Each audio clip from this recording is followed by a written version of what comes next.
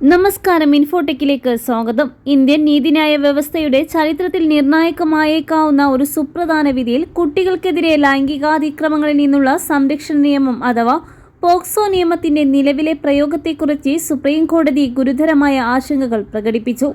നിയമത്തിന്റെ ലക്ഷ്യം സംരക്ഷണം ഉറപ്പാക്കുക എന്നതാണെങ്കിലും കൗമാരക്കാർ തമ്മിലുള്ള സമ്മതത്തോടെയുള്ള ബന്ധങ്ങളിലും ദാമ്പത്യ തർക്കങ്ങളിലും ഇത് വ്യാപകമായി ദുരുപയോഗം ചെയ്യപ്പെടുന്നതായി 2024 സെപ്റ്റംബറിൽ പുറത്തിറങ്ങിയ വിധിയിൽ കോടതി എടുത്തു പറഞ്ഞു.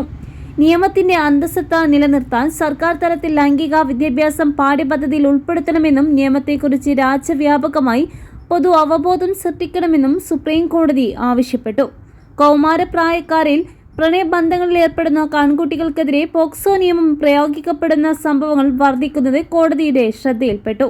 ചില യുവ ആൺകുട്ടികൾ 18 വയസ്സിന് താഴെയുള്ള പെൺകുട്ടികളുമായുള്ള സമ്മതത്തോടെയുള്ള ബന്ധങ്ങളുടെ പേരിൽ ജയിലുകളിൽ ഞെരുകിക്കുകയാണ് എന്ന് ഡൽഹി ഹൈക്കോടതി നേരത്തെ നടത്തിയ നിരീക്ഷണത്തെ സുപ്രീം കോടതി പിന്തുണച്ചു. മാതാപിതാക്കളുടെ എതിർപ്പ് മൂലം ഒരു പെൺകുട്ടിയുടെ പ്രണയബന്ധത്തെ തകർക്കാൻ നിയമം തെറ്റായി പ്രയോഗിക്കപ്പെടുന്നു എന്ന് അലഹബാദ് ഹൈക്കോടതിയും കേരള ഹൈക്കോടതിയും മുന്നറിയിപ്പ് നൽകിയിട്ടുണ്ട്. വ്യക്തിപരമായ സ്കോറുകൾ തീർക്കുന്നതിനോ അല്ലെങ്കിൽ കുടുംബപരമായ വൈരാഗ്യങ്ങൾക്കോ പോക്സോ നിയമത്തിലെ വ്യവസ്ഥകൾ ദുരുപയോഗം ചെയ്യാൻ ശ്രമിക്കുന്നവർക്കെതിരെ ജാഗ്രത പാലിക്കാൻ കോടതികൾ പോലീസിനോട് ആവശ്യപ്പെട്ടു. ലൈംഗികാതിക്രമത്തിന്റെ ഇരകളോട് നിയമസംവിധാനം കൂടുതൽ സംവേദനത്തോടെയും ദയത്തോടെയും പെരുമാറണമെന്നും സുപ്രീം കോടതി ബെഞ്ച് നിരീക്ഷിച്ചു.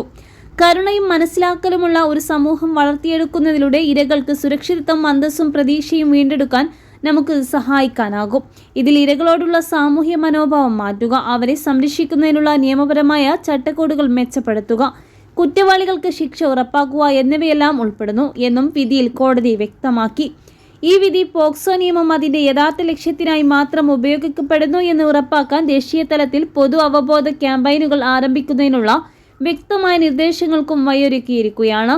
കൗമാരപ്രായത്തിന്റെ സങ്കീർണതകൾ മനസ്സിലാക്കി നിയമത്തിന്റെ കർശനമായ പ്രയോഗത്തിൽ ഒരു സന്തുലിതാവസ്ഥ കൊണ്ടുവരാനാണ് കോടതി ശ്രമിക്കുന്നത്.